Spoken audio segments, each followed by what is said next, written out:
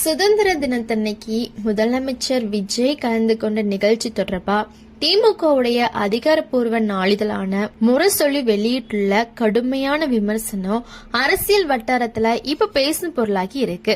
முக்கியமா விஜயும் ஒரு நடிகையும் நிகழ்ச்சியில முன்வரிசையில அமர்ந்திருந்து 2 பேரும் மாறி மாறி சல்யூட் பண்ண காட்சி அதெல்லாத்தையுமே முரசொலி தனது தலையங்கத்துல கடுமையா விமர்சனம் பண்ணிருக்கு. இதோடு மட்டும் இல்லாம விஜய் ஆட்சிக்கு வந்து 3 மாசத்திலேயே தனது செல்வாக்கு அதுக்கப்புறம் பதவி குறிச்சு பயப்படுறாரா அப்படின்ற கொஸ்டினையும் முரசொலி எழுப்பியிருக்கு. சுதந்திர தின உரையில விஜய் எனக்கு வாக்களிச்சிட்டோம், நான் முதலமைச்சர் ஆயிட்டேன் அப்படின்னு மக்கள் ஒதுங்கிடாம இனிமேலும் அரசோட தொடர்ந்து இருக்கணும் அப்படின்னு கேட்டுக்கொண்டத முரசொலி குறிப்பிட்டு இத ஒரு விதமான வேண்டுகோளா இல்ல புலம்பலா அப்படின்னு சொல்லி விமர்சனம் பண்ணிருக்காங்க.